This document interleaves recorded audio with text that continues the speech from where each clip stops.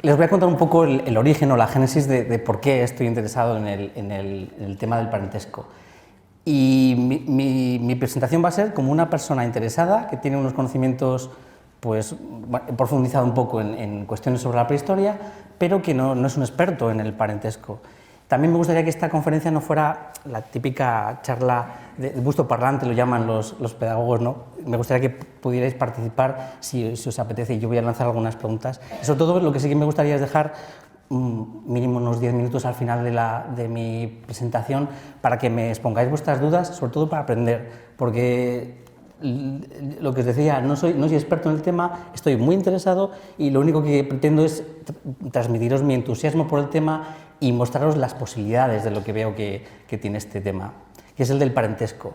Y pongo aquí una arqueología del parentesco, es posible porque hasta ahora no es que no haya sido posible, es que ni siquiera lo hemos planteado, no lo hemos explorado. Es un tema que tiene mucho potencial desde el punto de vista tanto de las personas intelectuales que tengan algún interés por la prehistoria, pero también del público en general y muy especialmente de los investigadores y de los docentes, porque si alguno de vosotros, veo que hay aquí bastantes estudiantes de historia, habéis tenido que abrir un manual de prehistoria de la península ibérica, no sé, casi que os diría que con independencia de qué editorial y de qué año sea, bueno, pues son temas, son bastante, es un poco duro, o sea, hace falta un hilo argumental, hace falta un relato que dote de sentido y que nos haga interesarnos por el tema. Y creo que el parentesco puede ser uno de los hilos conductores que nos da mucha, como dicen los ingleses, mucha comida para pensar. Mi presentación va a constar de 4 partes. Va a ser una presentación, al principio, una introducción un poco larga sobre conceptos básicos acerca del parentesco, cosas que nos suenan, pero que me gustaría aclarar, ¿vale?, para que podamos después discutir, si queréis, y ver cuáles son las posibilidades de este tipo de herramientas, de conceptos. Vamos a ver cómo la arqueología el parentesco siempre ha sido el tema estrella de los antropólogos, pero vamos a ver cómo la arqueología se ha interesado por el parentesco, pero podemos decir que está en la infancia de la investigación, estamos empezando ahora prácticamente. Y luego voy a presentar unos pequeños estudios de caso, están elegidos un poco para que sean representativos de distintas formas de organizarse socialmente o de tipos de familias, ¿vale?, para que veáis las posibilidades, pero es simplemente unos pequeños apuntes sobre las posibilidades en el futuro que tiene de interpretación. Una primera contextualización. El parentesco creo que está llamado a ser, de aquí a pocos años, uno de los temas principales de debate, no solamente científico, sino también de tipo social. Hace poco hemos estado viendo, por ejemplo, y sois conscientes de que bueno, pues hay ahora mismo un resurgir, por ejemplo, de la extrema derecha en Europa, y el tema del parentesco, de la genealogía, de los orígenes, las raíces, como está teóricamente poco desarrollado, está muy abierto a la manipulación política. Entonces, los científicos sociales tenemos una responsabilidad, como personas cultas y como personas que generamos ciencia, de tratar de contrarrestar o de informar y de estar preparados para evitar que se pueda manipular, que se pueda hacer llegar un mensaje demasiado simplista de realidades que en realidad son muy complejas y no son unidimensionales, todo lo contrario. Y esto simplemente es para que veáis cómo los conceptos que vamos a tratar inmediatamente, cómo pueden sonar a la población en general, pues gracias a este tipo, por ejemplo, de producciones de Hollywood, en las cuales se habla de linajes, se habla de facciones, de luchas faccionales, se presenta un universo medieval que no está del todo situado en la historia, pero que sí que responde bastante bien a una lógica que es antigua y que en realidad es la que ha gobernado la vida social básicamente hasta la revolución industrial, ¿vale? Entonces, esto es simplemente, estas imágenes lo que tratan de representar es que hay cierto clima en el cual hablar sobre el parentesco pues se hace comprensible, ¿vale? Hay un libro fundamental en español, fijaros la terrible paradoja de que no hay manuales actualizados y que sean accesibles, ensayos que pueda leer una persona que tenga interés pero que no esté cursando un curso de sociología o de antropología, en el cual te puedas hacer con unas nociones básicas de qué consiste el parentesco, qué tipos de parentesco hay, cuántos tipos de familias. Es dificilísimo y te pones a leer algún manual, como se me ha ocurrido hacer a mí, y es imposible. Hace falta que reunirse con un profesor de antropología y que te traduzca lo que esos manuales y esos textos tan eruditos y tan técnicos quieren decir, ¿vale? Y luego tenemos un problema con el español, y es que la antropología francesa e inglesa, que es la que más ha desarrollado y ha trabajado en el tema de la etnografía del parentesco o la arqueología del parentesco en el caso anglosajón, al traducirla al castellano nos perdemos una parte del significado porque no hay una traducción directa de algunos términos. De tal forma que en español, en castellano, estamos utilizando términos distintos y nos estamos refiriendo a la misma cosa. Fijaos lo complicado que es, ¿vale? Esto simplemente para que veáis que en este pequeño libro, un librito que escribió Robin Fox, es de 1967. Alianza, la última edición que tiene es de 2012, ahora la ha descatalogado, pero es una decisión muy desacertada porque este texto es el mejor escrito en español que tenemos disponible, son apenas 200 páginas, y leyéndolo de una forma amena, sin tecnicismos, sin aburrir a la gente, te presenta en qué consiste el parentesco, por qué es importante y te da unas nociones mínimas de cómo se organiza. Y él presenta 3 principios básicos, yo los he reducido a 3, él presenta más, pero son lo básico para empezar a comprender qué es el parentesco.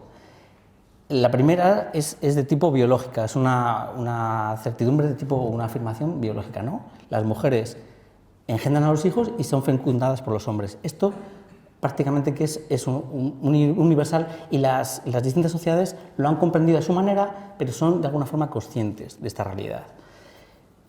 Otro principio es está en el origen del patriarcado, y es que de forma, estoy leyendo bibliografía antropológica, por ejemplo, es abismal ver, y voy a presentar unos ejemplos, cómo en general los hombres son los que mandan. El patriarcado es una institución muy extendida y según vamos rastreando en el tiempo, vemos que ha sido así desde el Paleolítico. Es muy triste, pero la historia es que es así de injusta o de no ha sido como nos hubiera gustado que fuera, ¿vale? Los hombres casi siempre son los que han mandado. Y luego hay una noción muy interesante que es la del tabú de incesto, que no tiene una motivación, según las últimas investigaciones, de tipo biológica. A mí yo recuerdo que cuando enseñaban el Escorial, por ejemplo, y enseñaban el Panteón de los Reyes, contaban que por ejemplo, los Austrias menores, que se empezaba un poco a ese linaje a tener problemas, ¿no?, de tipo mental, sobre todo con Carlos. Pensemos en Carlos IV, por ejemplo, ¿no?, Carlos II, porque había demasiada endogamia, había demasiadas enlaces matrimoniales entre primos o entre hermanos. Esto no es, según la biología actual, parece que los primates también desarrollan este tipo de conductas sexuales, ¿vale?, y no da lugar a individuos más degenerados o que el linaje se corrompa o algo así, ¿vale? Pero sí que es cierto que por motivos totalmente, puede que sean sociales o de tipo económico, pues se tienda a que se hagan alianzas matrimoniales con otros grupos, y eso es lo que se llama el tabú de incesto. Esto es simplemente porque voy a presentar unos cuantos diagramas para que comprendamos un poquitín unas nociones. No quiero aburriros ni presentar algo muy técnico, pero bueno, es curioso porque incluso podemos hacer cada uno nuestro propio diagrama familiar utilizándolo, ¿no? La línea continua, como aparece aquí, ¿vale? Esto es una relación de sangre, es decir, que serían hermanos. El paréntesis sería un matrimonio, si está tachado es un divorcio, aquí lo tenían. Y del matrimonio pues surgen una relación, ¿vale?, en la cual hay pues la prole, la progenie, ¿vale?, los descendientes de esa relación, ¿vale? Vamos a irlo viendo. Los hombres se suelen representar, los antropólogos lo representan con un triángulo, como Dios, no sé si es casualidad o no, y las mujeres como un círculo, que tiene también más relación con, es fácil recordar por ello, ¿no? Si no, vamos a verlo ahora. Esto le encanta a los antropólogos. Entonces, si tú abres un libro, te están hablando de patrilocalidad, de exogamia, de primos paralelos, tal, y te dicen, como se ve en la figura 1, y la figura 1 es esto, lo más posible es que utilices el libro como pisapapeles. Por eso os decía que realmente necesitamos un poco de darle un poco de contexto social y ver que realmente se trata de un tema interesante de por sí. Y me gustaría ahora preguntarles de forma abierta, por ejemplo, si les digo, si alguien les sugiere la palabra parentesco, ¿qué palabra les viene a la cabeza? Familia, por ejemplo. ¿Alguna palabra así? ¿Alguna? Familia, desde luego, ¿no? Banda, por ejemplo. Hemos ya dicho alguno más. No sé si les suena. ¿Alguno más, alguna sugerencia? Bueno, pues efectivamente, familia, se me ha movido, era de las que sabía que iba a salir enseguida. Esto es simplemente para presentar el concepto básico, ¿vale?, del parentesco, que es la familia. Y hay dos tipos básicos. Si vemos la literatura, se nos suele hablar de familia conyugal y de familia extensa. Vamos a ver primero la conyugal, que es la nuestra, a la que estamos acostumbrados, la que es más inmediata, ¿vale? También se le llama elemental, ¿vale?, nuclear, y esto es muy gracioso porque da lugar a malentendidos. Inestable también porque es breve, ¿vale? Hay otras familias que se componen de varias generaciones, la familia nuclear no, acaba con la segunda generación solamente, lo vamos a ver ahora. Es importante saber que para los antropólogos la familia conyugal solamente consiste en la madre y la descendencia. Es decir, que el papel del padre actualmente es una variable que puede o no estar presente dentro del núcleo conyugal, ¿vale? Y también los antropólogos reconocen, y etnográficamente está demostrado, que hay familias no exactamente con una pareja conyugal heterosexual, ¿vale? Es posible muchas otras posibilidades. Igual que la adopción es una cosa que no hemos inventado en nuestro mundo, en nuestra sociedad occidental y moderna, ¿vale? De tal forma que hay que abordar el parentesco con cierta apertura mental. Y luego, una cosa importante también, se reconoce a la madre tanto si hay un vínculo genealógico o de consanguinidad, como si se trata de una adopción, ¿vale? Un hijo putativo también es un hijo, y esto se reconoce. Y no solamente en nuestra sociedad, no solamente es un avance reciente de nuestra sociedad actual, sino que muchas otras sociedades que no han pasado por la industrialización ni por las reformas religiosas, pues también lo han reconocido. De tal forma que, de alguna forma, es una realidad propia de la experiencia humana, ¿vale? Y se reconoce en distintos contextos a través del tiempo. Vaya, lo de conyugal se me ha movido todo. Bueno, esto es simplemente para ver cómo la familia conyugal sería, aquí ven cómo hay varias generaciones, estos serían los abuelos, ¿vale? Estas serían la pareja de una familia conyugal y la descendencia. Ego significa la persona de referencia, en este caso sería una mujer.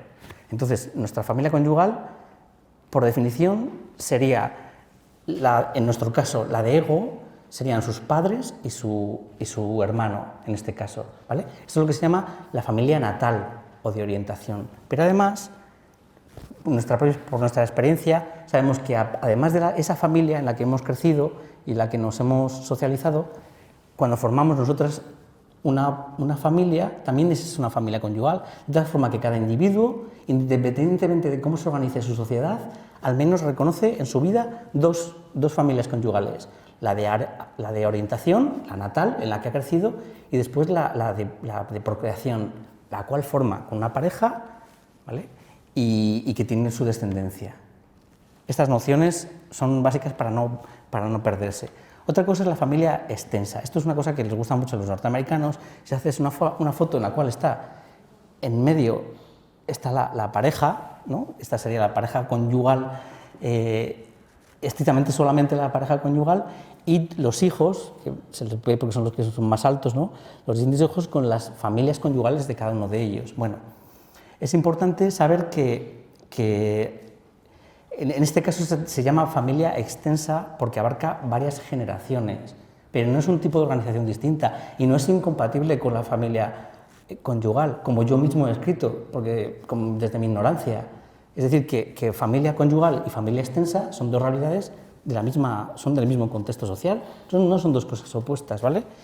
Y os ponía ahí, ojo, genealógico, pero genealógico puede ser no biológico. Quiero decir que nosotros tendemos a dar mucha importancia a la biología cuando hablamos del parentesco, porque tenemos las pruebas de ADN, ¿no?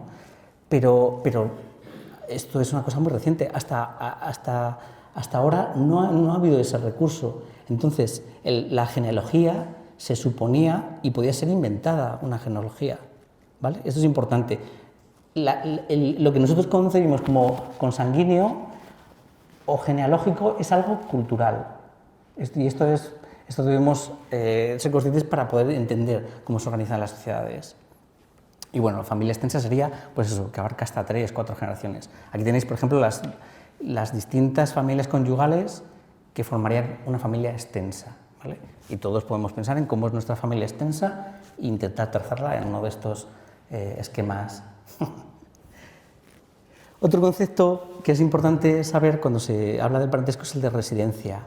Hay varios tipos de residencia y la cosa es que como hay un tabú de incesto en casi todas las sociedades, uno de los géneros normalmente tiene que desplazarse con su marido cuando se empareja, ¿vale? Y esto es lo que se llama exogamia. Entonces, según cómo sea la residencia cuando se casan los grupos, podemos hablar de una residencia neolocal, es decir, que tú fundas una familia nueva y te vas a vivir a otro sitio, eso sería residencia neolocal, o puede ser una residencia con tus padres o con los padres tanto por parte de la madre como del padre, ¿vale? Que en ese caso sería patrilocal o matrilocal, ¿vale? Esto quiero pasar un poco por encima porque va a ser un poco demasiado. Lo neolocal en un esquema muy sencillito sería cada una de estas familias nucleares estaría fundando una nueva familia, ¿vale? Y se iría a vivir a un sitio distinto al que ha crecido, a su casa o familia natal. En el caso de que se trate de una residencia patrilocal, aquí lo que vemos es una pareja en la cual los miembros del linaje son los que están puestos en azul, ¿vale? Los que conviven juntos son, como veis, los hijos, ¿vale? Entonces los hijos, los que están, en este caso, como es patrilocal, viven con el padre. Tiene que ser la mujer cuando se casa la que viene a vivir cerca de los padres, ¿lo veis, no? Este sería la persona casada con el hijo de la pareja conyugal, ¿vale? ¿Se entiende? Es un poquitín complicado, pero cogiendo las nociones, bueno, vamos a verlo un poco por encima. El caso contrario sería residencia matrilocal. Voy a pasar sobre ello porque no me interesa demasiado. ¿Cómo sería el siguiente concepto importante es el de descendencia, ¿vale? Y hay dos tipos aquí. Uno que nos sonará mucho, que es el nuestro, según trazamos nosotros la descendencia, y otro que es una cosa muy rara y es el que había en la Edad Media y el que vemos en las películas, que es de tipo unilineal, ¿vale? El primer tipo de descendencia, que le pasa deprisa,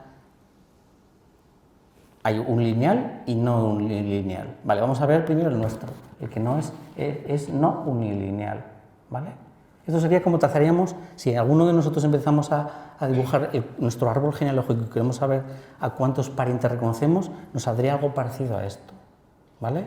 No vamos a verlo porque no podemos detenernos, pero lo importante es que nosotros trazamos la descendencia por ambas ramas o laterales, la de nuestro padre y la de nuestra madre. Y una cosa importante es que transculturalmente vemos que eso se puede manipular y que tú puedes elegir a quiénes consideras parientes y a quiénes no, ¿vale? Este tipo de descendencia se llama cognaticia o bilateral, porque las dos ramas, la del padre y la de la madre, son importantes. Simplemente quiero que sepáis, por ejemplo, que los apellidos, nuestros apellidos, reflejan esto a la perfección, así como los ingleses le dan, o los norteamericanos le dan mucho valor al patronímico, es decir, al apellido solamente de la rama paterna. En nuestro caso le damos valor a las dos ramas, por eso tenemos dos apellidos, son los patronímicos por parte de madre y de padre, ¿vale? Y esto es una herencia de una sociedad tradicional como es la nuestra, como es la española, ¿vale? En el caso de los portugueses, por ejemplo, le dan más valor al patronímico de la madre. ¿Vale? Ese es el apellido, sabéis que tienen un montón de apellidos, ¿no? Y se coge el segundo, que es el que corresponde a la rama de la madre. ¿Vale? Esto simplemente para que veáis cómo efectivamente trazamos así la descendencia y se refleja en los apellidos. Esto simplemente era bueno, para que sepáis que donde estamos pues es Rodríguez, el apellido con más éxito. En los años 60 hubo un antropólogo que recopiló los datos que había, la información etnográfica hasta ese momento sobre este tipo de cuestiones, y podemos verla representada en este mapa, en el cual estos son los datos, fijaros, tomados entre principios del siglo XIX y antes de la mecanización del trabajo agrario en el campo, ¿vale? En torno a los años 60. Lo importante es que de alguna forma refleja una tendencia que se ve que podemos rastrear hacia atrás en el tiempo. Y cuando lees, es sorprendente ver cómo hay una gran resiliencia. Se trata de formas de organizarse que han estado durante siglos, incluso durante milenios funcionando, ¿vale? Entonces, simplemente esto era para enseñaros cómo efectivamente en Europa occidental y hasta Asia más occidental, lo que predomina son las sociedades como las nuestras, ¿vale? La bilateral o cognaticia. Esa es la forma de trazar la descendencia. Veis como también hay en América, ¿vale? Tanto en Estados Unidos como en toda la zona del norte de Sudamérica, ¿vale? También hay esta tendencia. Predomina de forma tradicional, es decir, hasta 1960. En los últimos decenios se ha transformado totalmente el parentesco, pero esto nos da una imagen de cómo ha podido funcionar en el pasado. El otro tipo de descendencia, que es muy extraña a nuestra forma de entender que el parentesco, es la unilineal. Y en este caso, lo que se hace es elegir uno de los dos géneros, ¿vale? Uno de los dos géneros son el preferente o el prioritario, y solamente se traza la descendencia a partir de esa rama. De tal forma que a efectos de poder heredar, de tener acceso a rangos o oficios, de participar en rituales, de tener acceso a unas tierras o unos ganados, bueno, pues todos estos aspectos, el acceso o no, el ser miembro o no de ese grupo de descendencia unilineal, se traza a partir de una sola de las ramas, ¿vale? Que puede ser patrilineal, si es la del padre, o matrilineal. Simplemente que sepáis que los conceptos de linaje y clan tienen que ver con esto. Es decir, que nosotros no tenemos linajes ni clanes. Nosotros nos basamos en la familia y en la parentela, pero la parentela nos la inventamos. Cada persona tiene una parentela única y traza su parentela hasta donde él quiera. Si tiene muy buena relación con sus primos, terceros o cuartos, esa será su parentela. Pero las sociedades cognaticias son flexibles porque nosotros decimos dónde están los límites del parentesco. En el caso de la descendencia unilineal, que es como se ha organizado, por ejemplo, pensemos en los romanos, ¿vale? La lens romana eran linajes, eran clanes y linajes, ¿vale? Sobre todo patrilinajes, ¿vale? Porque era el varón, normalmente era el sexo masculino el que permitía trazar la línea, ¿vale?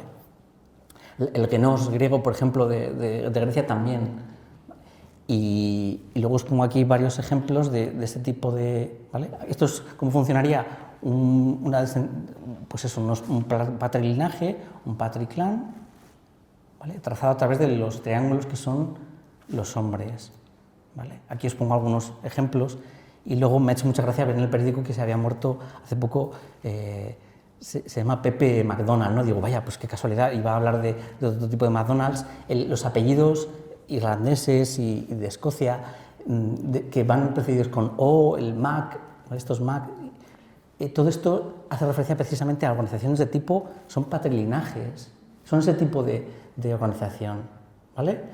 Y simplemente lo quería remarcar aquí para que veáis cómo hay, efectivamente, parece que incluso en nuestra propia sociedad todavía quedan pues un remanente o queda una huella de cómo se ha organizado en el pasado las sociedades, ¿vale?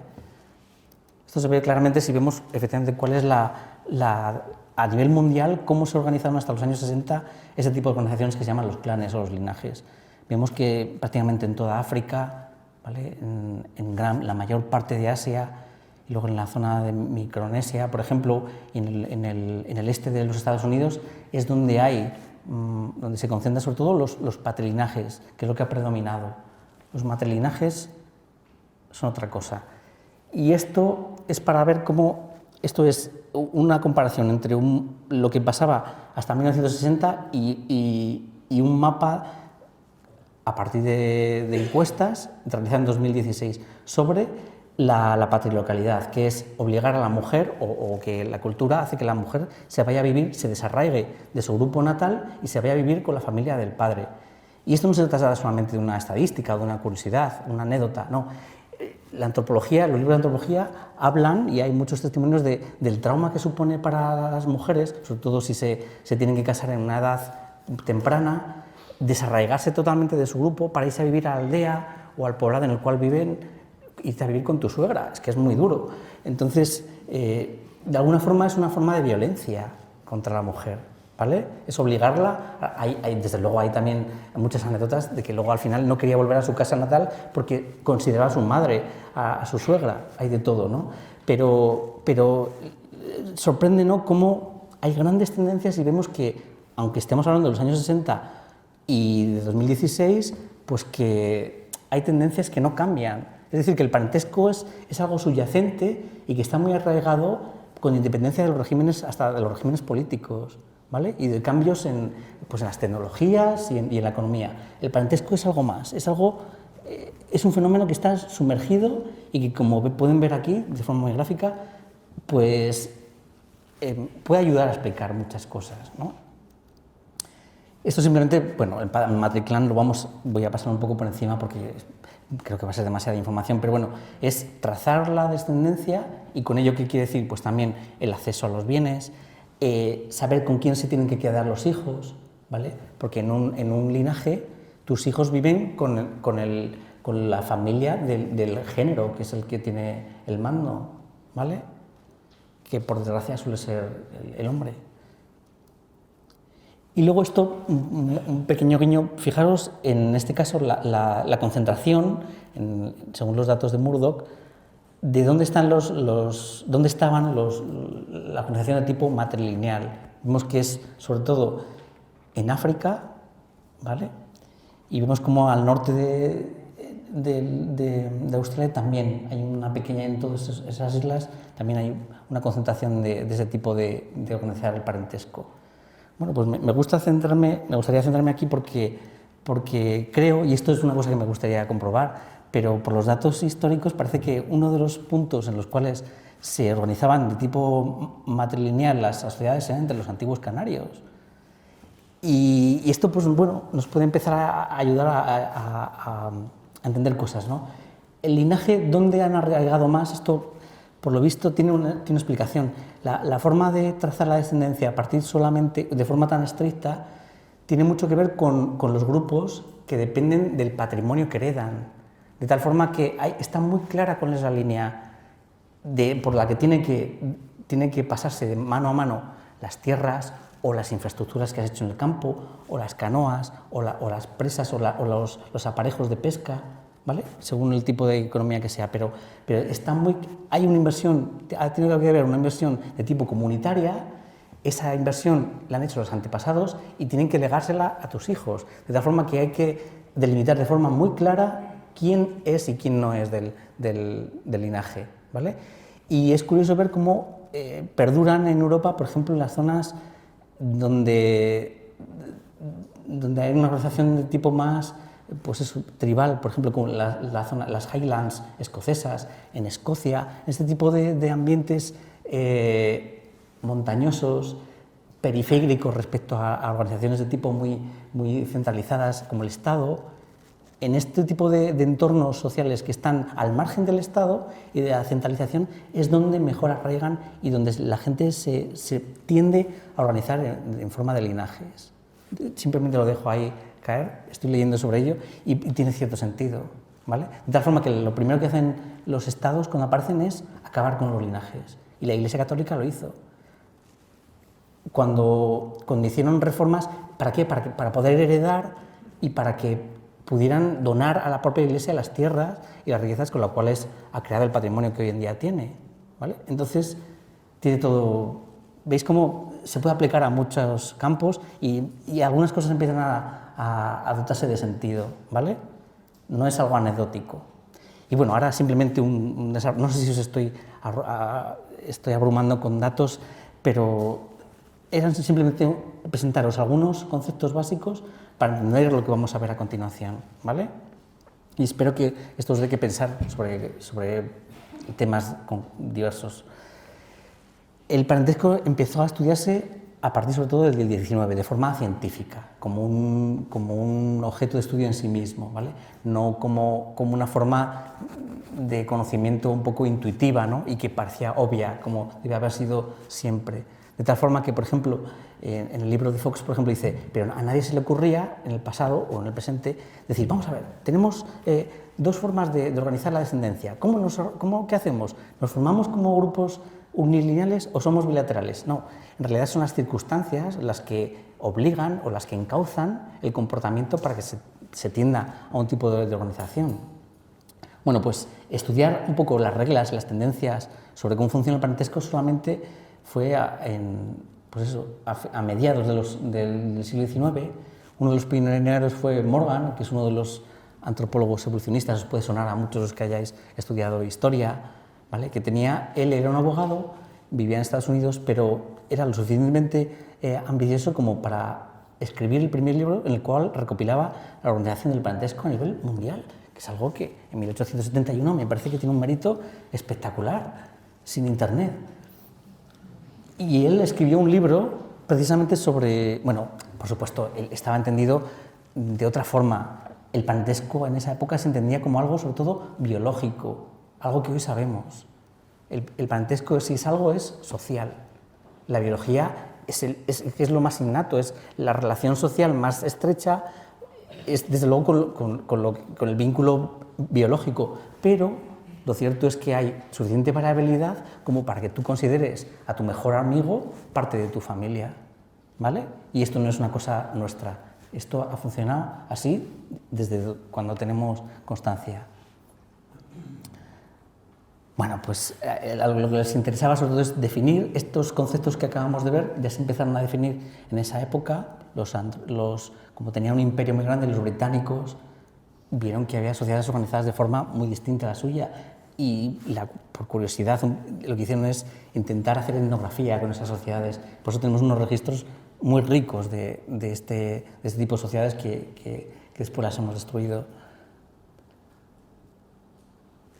Una pena fue que en vez de utilizar la cultura material y el interés un poco por la huella material del parentesco, a ellos lo que les interesaba era la terminología del parentesco, es decir, a cómo llamas al hermano de tu madre en tal sociedad, ¿vale? O ese tipo de cuestiones, que bueno, eso para un lingüista puede estar bien, pero esto ha derivado en cosas que vamos a ver que no tienen mucho sentido, ¿vale? Hay libros fantásticos, yo os recomiendo por ejemplo el de Malinowski, sobre las sociedades del Pacífico, ¿no? O los de Evans Pritchard, por ejemplo, ¿vale? Entre los Nuer, entre las sociedades patrilineales africanas. Ese tipo de antropología en esta época, en los años 50, 60, se llama funcionalista o estructuralista. Bueno, pues el padre del estructuralismo, que fue Lévi-Strauss, no el de los pantalones vaqueros, este es el otro señor, tiene dos libros fantásticos en los cuales empezó a pensar el parentesco como una estructura, como lo que acabamos de ver, que parece que es algo subyacente, algo que dota de sentido, algo que visto de forma sin una reflexión parece que son cosas que no tienen nada que ver entre sí, pero vemos cómo hay regularidades, hay tendencias, hay cosas que sorprenden, ¿no? Y simplemente me gustaría aquí señalar un concepto que acuñó Lévi-Strauss y que tiene un potencial tremendo a nivel interpretativo y desde el punto de vista de la arqueología, que es el de las sociedades de casa. Para que os hagáis una idea, las casas es, por ejemplo, la casa de Alba, la casa de Windsor, ¿vale? Los Trastámara. ¿Qué es esto? ¿Son parientes todos los...? Pues sí, no, porque también los siervos son parte de la casa y hasta el más humilde de los componentes de estas casas son parte de la casa también, ¿vale? De tal forma que son sociedades en las cuales está muy claro que hay un vínculo entre todos ellos que es intergeneracional, podríamos hablar de una familia extensa, ¿vale? Que sobre todo surgen en sociedades jerarquizadas, en las cuales hay riqueza, hay sobre todo riqueza, terreno, hay terreno que heredar, no hay estados, ¿vale? Y todas estas pequeñas casas, estas pequeñas unidades compiten entre sí por el poder. De tal forma que Levi-Strauss se dio cuenta que había entre estas sociedades, ¿vale? Él conocía desde luego los Yuros de California, son un grupo que no era ni un linaje, ni era una sociedad cronaticia como la nuestra, era una cosa rara. Y todos tenían en común que compartían la centralidad de la casa, el edificio físico, pero también como una institución social que se hereda y que se quiere agrandar, ¿vale? Entonces, él lo denominó sociedades de casa y hoy sabemos que él lo interpretó erróneamente, ¿vale? Decía, no son clanes, no son grupos unilineales, tampoco son tribus como las que estaban estudiando y se sabía entonces que existían en África, ni son clases sociales, no son grupos gentilicios, no hay Estado. Para que haya clases sociales tiene que haber estados. Son sociedades jerarquizadas, pensad en los Trastámara o los Windsor, ¿no? Que compiten, eso es, entre sí. Los arqueólogos a esto lo llamamos sociedades heterárquicas, es decir, que hay muchos nodos de poder y compiten entre ellos, ¿vale? Eso es muy típico de la Baja Edad Media, de cómo se organizaban, o del Japón, por ejemplo, feudal. Y lo definió de esta forma, como una unidad moral, ¿vale? Que se compone de un capital social, los propios miembros, o los parientes, pero no biológicos todos, ¿vale? Los siervos también son miembros de la casa. Comparten el capital material, que es lo importante, y también el simbólico, las reliquias, los objetos mágicos, esotéricos, ¿vale? Las cosas que permiten que se realicen los rituales de la casa, ¿vale? Y esto tiene que ver también con el ámbito funerario, no solamente reliquias materiales, sino también las reliquias de tus muertos, de tus ancestros, ¿vale? Y el fin de la propia institución es la de autoperpetuarse y compartir y transmitir esa riqueza a las generaciones, a los descendientes, ¿vale? Cuando una de estas casas crece mucho y se hace muy potente, se convierte en un estado territorial, y es lo que ocurre en la Edad Media. Y cuando hay un rey, el rey se forma a partir de la casa y el resto dejan de tener, o sea, solamente, eso, en ese caso ya deja de ser una organización de tipo heterárquico, es una jefatura, ¿vale? Es un estado en el cual una de las casas es la que copa todo el poder. Pero la sociedad de casas es ese tipo de concepto de algo muy inestable, en constante lucha interna, ¿vale? Que es a lo que estamos acostumbrados si pensáis, por ejemplo, en la Baja Edad Media. En los últimos años, y desde, bueno, pues un poco el posmodernismo es lo que ha ocurrido desde los años 70 con la crisis del petróleo, y sabes un poco, ¿no? Se ha tendido a deconstruir todos estos conceptos, ¿vale? Y se planteó que el parentesco en realidad no sirve para nada. Y esto no lo estoy diciendo tal, esto lo pone en libros, ¿vale? Decía, recomiendo a los arqueólogos, primera frase de un libro, que se olviden del parentesco. Y también os puedo contar estoy trabajando con un profesor norteamericano que él desarrolla la línea de arqueología del parentesco. Bueno, pues tiene que escuchar continuamente, hombre, el parentesco, yo pensaba que eso ya estaba olvidado, tal. O sea, tenemos esta conciencia a partir de lo que se hizo en los años 70, que fue una deconstrucción del parentesco y una lectura muy sesgada y muy parcial del mismo, ¿vale? Se pensó que era una cosa biológica, que era inaccesible desde la arqueología y que se trataba simplemente de ideología, que no tenía ningún componente material, que no se reflejaba en nada práctico o utilitario, algo que hoy en día sabemos que es falso, porque si alguien se molesta en crear todas estas normas tan complejas y esto que os estoy contando es porque realmente es algo importante para la sociedad. ¿Y qué es lo importante? Pues transmitir lo que has heredado a tus abuelos, transmitírselo a tus hijos para que puedan vivir de ello. Esa es la noción básica de para qué sirve el parentesco.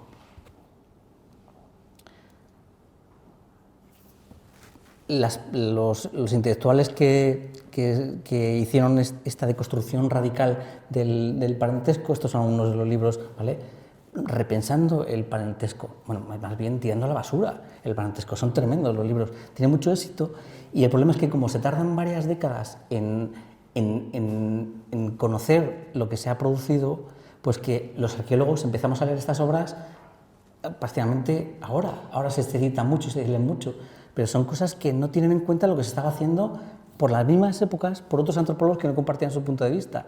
Y como estas personas eran muy influyentes porque trabajaban en Harvard o en Cambridge, pues de alguna forma han desmontado la idea del parentesco, ¿vale?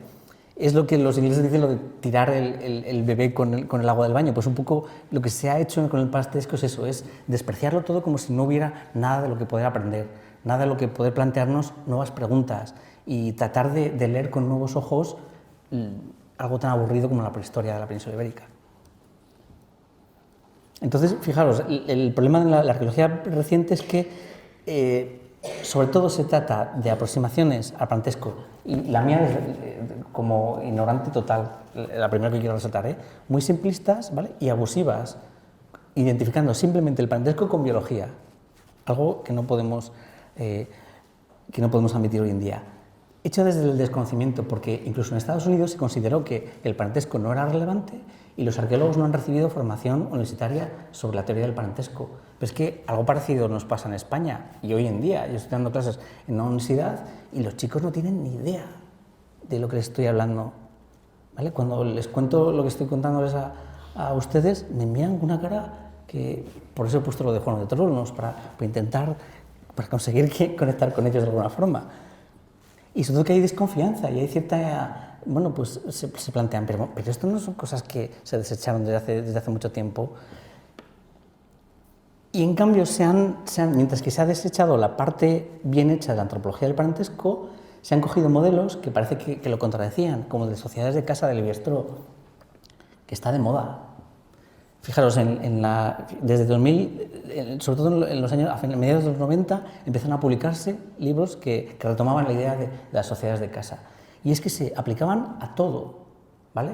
Desde Çatalhöyük, que puede ser un yacimiento que le suene, desde el Neolítico, hasta sociedades paleolíticas, se ha llegado a describir como sociedades de casa, y hasta estados que son, bueno, ¿vale? Entonces, la literatura, si uno se acerca a esto y lee lo que se dice ahí, dicen, vaya, o sea, que hay otras formas de organizarse que no son el parentesco. Esto todo iba en la misma dirección, en la idea de que el parentesco no valía para nada.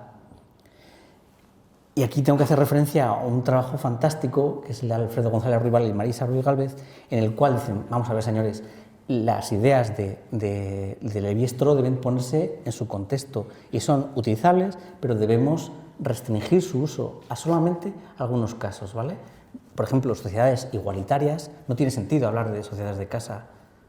Sociedades en las cuales no haya una serie de principios que se cumplen no deberían tratarse, ¿vale? Y en este artículo ellos lo que hacen es poner un poco de orden. Y bueno, simplemente unas pinceladas de libros en los cuales, como ven incluso en castellano, en el Fenicio de los Talones, la autora plantea que, por ejemplo, la organización de tipo de los fenicios, de las sociedades minoicas, las micénicas, ese tipo de organizaciones que siempre se han supuesto que son estados, en realidad con lo que mejor casa y además con una evidencia que a mí me parece, soy muy partidario, tengo que reconocerlo, pero cuadra bastante mejor que con el modelo del Estado.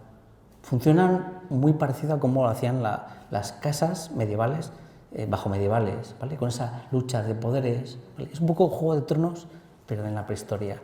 Y los micénicos y los minoicos van un poco en esa línea. Y bueno, libros recientes para que veáis cómo algunos de los antropólogos más eminentes, pues en los últimos años han seguido planteando qué es el parentesco. Es decir, que es un tema que va a dar mucho que hablar. Y más todavía ahora que tenemos el ADN y que estamos expuestos a una abundancia de datos que no sabemos cómo interpretar. Y eso es un problema, porque si recurrimos a la extinción total de los varones en la prehistoria, pues eso le encantará al diario El País, pero no nos podemos creer unas bolas tan grandes, ¿vale? Entonces necesitamos lecturas mucho más matizadas y más acordes con la teoría antropológica actual. Y estos señores son los que se están encargando de dotarnos de esa riqueza conceptual para distinguir lo bueno de lo malo.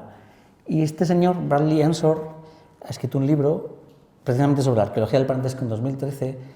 Estoy trabajando con él y me ha dado algunas pistas para lo que vamos a ver a continuación. Y con esto ya entramos a la tercera parte, en la tercera parte y ya terminamos. Son algunos ejemplos, ¿vale?, de cómo podemos acercarnos al parentesco desde la arqueología. Podemos recurrir al registro funerario, los testimonios funerarios, que no va a ser en mi caso porque no lo domino, o a partir de la evidencia de las casas, de las viviendas.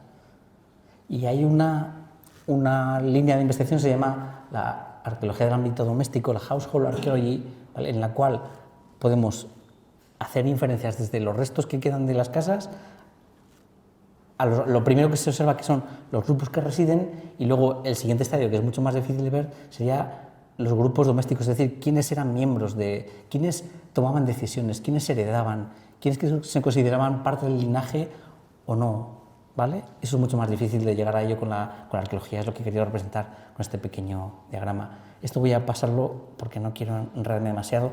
Vamos a ver casos concretos, ¿vale?, de cómo se puede aplicar todo este tremendo, espero que no sea demasiado aburrido, toda esta serie de conceptos, ¿vale?, a la prehistoria. Si nos fijamos en la mitad norte peninsular, porque voy aprendiendo y viendo, lo que tenemos son sobre todo casas muy pequeñitas. Según Bradley Ensor, hay una serie de marcadores transculturales que estadísticamente nos dicen que funcionan de esa forma, es decir, que cuando la gente vive en casas menores a 40 metros cuadrados, lo más posible es que es muy, muy probable que haya vivido una familia conyugal, ¿vale? Y esto es lo que vemos prácticamente en toda la mitad norte de la península, y no solamente que son casas muy pequeñitas, sino que están aisladas, es decir, que el patrón es neolocal. Son familias que se fundan y cada familia seguramente consistía en muy pocas generaciones, ¿vale? Vivían en una casa que ocupaban de forma, pues a lo mejor plurianual durante varios años, la abandonaban y fundaban otra casa, tal vez cuando moría uno de los miembros de la familia o cuando había algún hito que hacía que la familia acabara en ese punto, ¿vale? Parece que este tipo de sociedad se llama la cognaticia, es como la nuestra, ¿vale? Son sociedades de tipo cognaticio, y parece que en la Edad del Bronce fue lo predominante en gran parte de la península ibérica. Pero también hay casos de grupos de descendencia unilineal, de linajes, y este es uno que hemos detectado con fotografía aérea y que pedí un proyecto para excavar, ¿vale? Esto se ve al lado de un río, hay un corro de cabañas, lo vamos a ver ahora cómo esto etnográficamente está muy bien documentado. Estos son, por el tamaño que tienen, son cabañas de tipo conyugal, ¿vale? Hay 12 y hay una en el medio. La cabaña del jefe, no sabemos ya.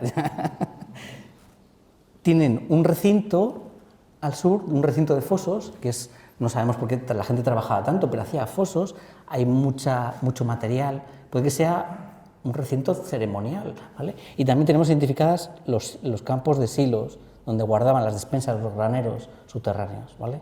Vamos a excavar en alguna de estas casas para ver si realmente son casas, y por lo que estoy leyendo parece que este tipo de organización podría responder a un linaje, ¿vale? Un linaje un poco raro. Vamos a ver casos, vamos a centrarnos ahora en el Argar, que sabéis que es una sociedad en la cual las mujeres tienen mucha importancia, y cuando sabemos que en la historia precisamente la mujer no se caracteriza por tener posiciones de poder, pues esto nos indica mucho sobre qué tipo de organización se trata, ¿vale? En la cual las mujeres heredan, ¿vale? Se entierran con riqueza, y que además tenemos indicios de que se trata de una sociedad pues con cierta importancia eso de la mujer, ¿no? La centralidad del rol de la mujer. Son sociedades matrilocales, según Vicente Lull y su equipo, que vendrán a dar una charla y no quiero pisarles, pero simplemente para plantear otro modelo. Ellos, el equipo de la Universidad Autónoma de Barcelona, piensa que la sociedad del Argar era una sociedad de tipo un Estado.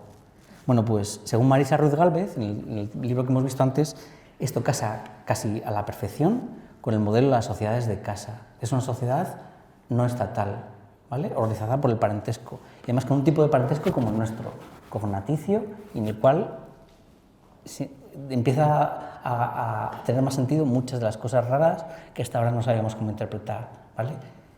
La importancia de la propia vivienda, la monumentalización, más allá de necesidades poliorcéticas, de cosas como las murallas, de unas dimensiones y de un tamaño, con un porte y una monumentalidad que solamente la guerra no justifica el gasto de energía, ¿vale? Porque lucharían entre pequeñas facciones. No tiene mucho sentido. Ya sé que Vicente y vendrá Cristina y ella os presentará una visión distinta que la del Estado, pero que sepáis que hay otras formas de leerlo. Y el parentesco nos puede ayudar a verlo de otra forma, ¿vale? Han excavado, por ejemplo, ellos, este es el sitio de la Almoloya, espectacular, se ha excavado totalmente, de tal forma que sabemos cuál es el caserío. Y entre ellos hay bueno, son manzanas, son como construcciones anejas, complejas, pero están individualizadas por pequeños pasillos. En una de ellas, aquí veis otra, ¿no? Veis cómo están separadas por pasillos muy estrechos. Bueno, pues ellos interpretan esa de aquí como un aula, una especie del primer Senado europeo, lo han vendido fantásticamente bien. Puede ser dicen que es un edificio de uso político, porque no hay basura doméstica, no hay restos de nada. Pero una interpretación de esto sería que realmente aquí, como se están organizando, sería un poco como Juego de Tronos, son pequeñas casas entre comillas, o sea, grupos de descendencia, ¿vale? Cada uno de ellos que comparten una pequeña manzana, ¿vale? Y una de ellas, que podía ser la principal, aquí las veis, ¿no? Como se ven bastante bien. La principal pudiera haber alojado un edificio de representación política, ¿vale? Pero no porque fuera la sede, la capital de un reino o de un estado, sino porque se trata precisamente del tipo de organización política que responde a la sociedad. Os decía Levi-Strauss que era una sociedad de casa. Simplemente voy a presentaros ejemplos de cómo hemos identificado, por ejemplo, en ese tipo de cabañas que se han excavado en la zona de Madrid y en el sur de la meseta norte. Son casas enormes, algunas tienen hasta 200 metros, y no se sabe si es que metían el ganado dentro o 100 metros cuadrados de casa. Es una vivienda enorme, ¿vale? Entonces, esto cuadra muy bien con el tipo de sociedad matrilocal, en el cual las mujeres, si no están relacionadas por el parentesco biológico, no se soportan y antropológicamente tienen que vivir en casas separadas. Cuando viven juntas, hay varios hogares, hay varios sitios donde hacen el fuego, es porque son hermanas y viven con la madre, y cada una tiene su familia conyugal, pero viven juntas en el mismo edificio, ¿vale? Bueno, pues esto cuadra muy bien con este modelo, con lo que aparece en estos siglos que son entre la edad del bronce y la edad del hierro, la meseta. La propuesta es que puede tratarse de sociedades matrilocales, ¿vale? Esto es un ejemplo que es de Venezuela, no sé si les suena, en Google Earth se ven fantásticos, son pobladitos de una tribu que se llama los Yanomami, que son grupos que se organizan de forma igualitaria. No quiere decir que no haya diferencias internas, sino que no las enfatizan y que tratan de compartir los recursos, ¿no? Bueno, pues los abono, como se llaman, dejan un rastro arqueológico que, curiosamente, aquí los tienen, ven cómo es. Las viviendas están en torno a un espacio central que está vacío y es la zona donde se hacen actividades colectivas y donde se comparte. Además, todas las casas miran hacia ese espacio central, de tal forma que es una forma de marcar materialmente la colectividad, el grupo. Ven cómo hacen las actividades en conjunto. Bueno, pues la idea es que esto se parece mucho, yo no sé si me estoy volviendo loco de leer estas cosas, pero este es el poblado de Llenó, en Lérida. Ven cómo hay unas casas, esto se llama poblados de calle central, se han llamado siempre, y se suele decir, bueno, pues se adaptan al terreno, miraban al centro pues para no, por el agua de lluvia, para no ensuciarse, para cosas.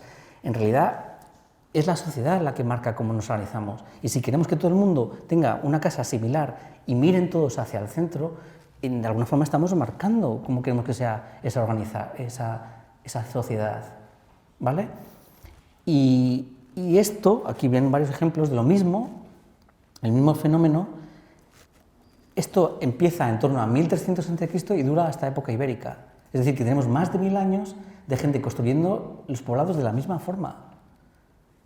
Y para mí, y esto Bradley, que sabe más, dice que está clarísimo que esto es cómo se organiza un patrilinaje. ¿Vale? Esto es un linaje, o sea, todos los miembros descendientes y todos, a partir sobre todo de la rama paterna, viven juntos y la trasera, la parte trasera de las casas, actúa como muralla, de tal forma que es una forma de remarcar que es eso, que un grupo que comparten todo, la cotidianidad, pero también las tierras al exterior. ¿Vale? Aquí tienen más ejemplos, algunos de ellos monumentales, como el Villars, que es una fortaleza espectacular. ¿No ven cómo en medio ellos hicieron hornos? Esto de aquí son hornos de pan colectivos, los comparten, todas las casas miran al interior y tienen una cisterna al interior. Patrilinajes. Y Bradley, cuando enseñé estas fotos, decía, de manual. Esto es una reconstrucción de cómo sería la fortaleza del Villars. Es la aldea, por así decir, de un patrilinaje. Y lo curioso es que, además de este modelo que se prodiga en el tiempo, al comenzar la del Hierro empiezan a aparecer este tipo de casas que están aisladas. Se separan del grupo, las construyen aparte y utilizan materiales que no utiliza el resto, la piedra, ¿vale? Hacen varias alturas. Es decir, que estas son una forma de la élite de marcar que son más importantes, separándose de esas aldeas comunitarias y haciendo lo que se llaman casas torre.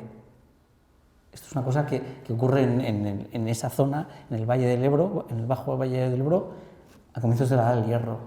Aquí tienen un ejemplo. Es una forma monumental de remarcar que tú eres más importante y que no dependes del grupo. Es un patrón neolocal del libro, ¿vale? Y son familias conyugales, pero que tienen la suficiente capacidad como para construir con 2 alturas, cuando el resto de casitas son de barro y de madera y son todas iguales, ¿vale? Esta otra cosa, por ejemplo, también de la misma época, de comienzos de la Edad del Hierro, alguien se hizo construir una casa en la cual tenía un montón de despensas con vajilla para hacer fiestas.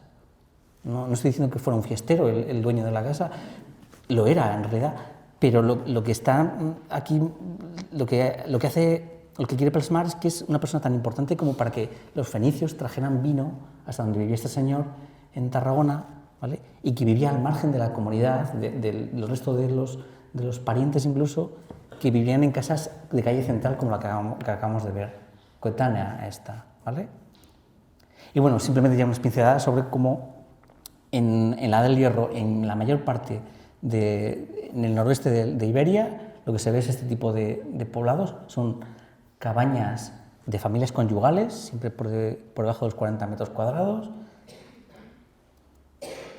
en el cual se organizan varias unidades domésticas, cada una como le parece. No hay un patrón claro como en el caso de los linajes, sino que aquí estamos ante sociedades bilaterales o cognaticias como la nuestra, ¿vale?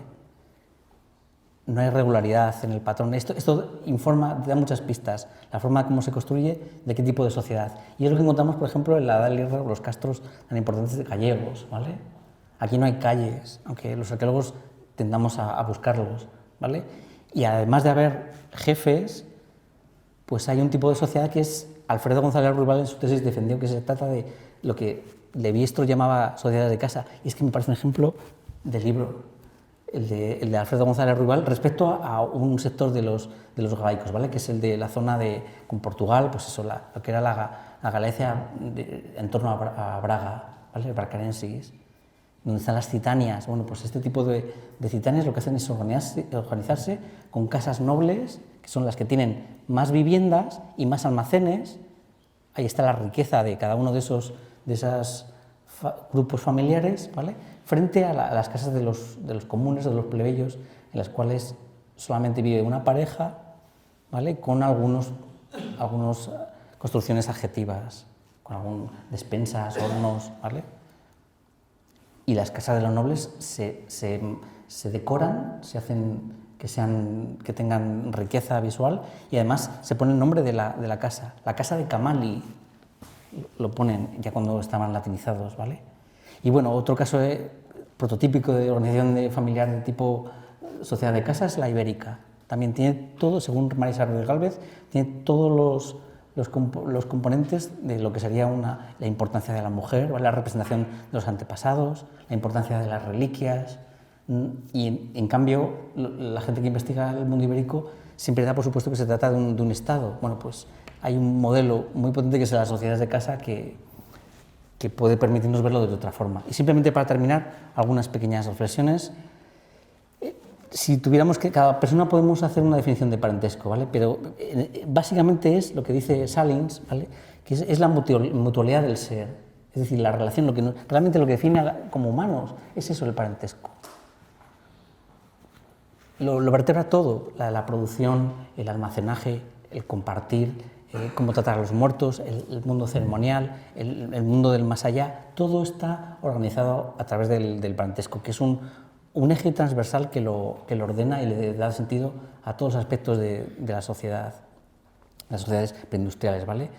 Tenemos que empezar a repensar, eso es, toda la información que hasta ahora hemos conseguido y que empezamos a conseguir, se puede replantear desde el punto de vista del parentesco.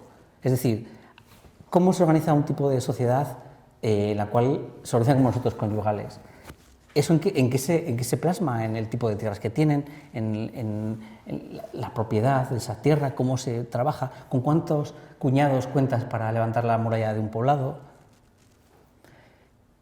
No se trata de hacer nuevas tipologías, eso es importante. Es decir, que lo que os he planteado aquí no tiene que ser, no tenemos que empezar a tratarlo como hemos tratado hasta ahora los objetos materiales, sino que se trata de plantear preguntas nuevas con las que intentar ver con nuevos ojos el registro arqueológico. Y luego es importante pensar que los tipos de organización parentelar pueden ser distintos estadios del mismo ciclo, la misma familia pudo pasar por distintas formas de organizarse según va creciendo y se van haciendo más viejos los padres, ¿vale? O según hay defunciones o hay divorcios, ¿vale?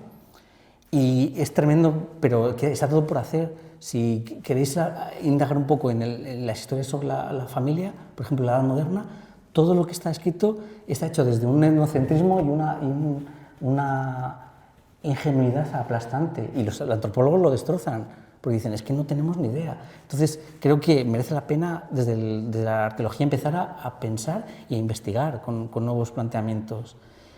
Y una tarea fundamental es formar a la gente joven para que sepa un poco de qué va esto y que podamos aprender a reconocerlo cuando estemos excavando este tipo de evidencias. Y luego, sobre todo, que no se trata de hacer otra vez volver las analogías para llegar a otros tipos, a unas nuevas tipologías, sino de una vía más a explorar que tendremos que en el futuro contrastar con otras. Y así es como avanza la ciencia. Y nada más, muchísimas gracias por vuestra atención. Sí.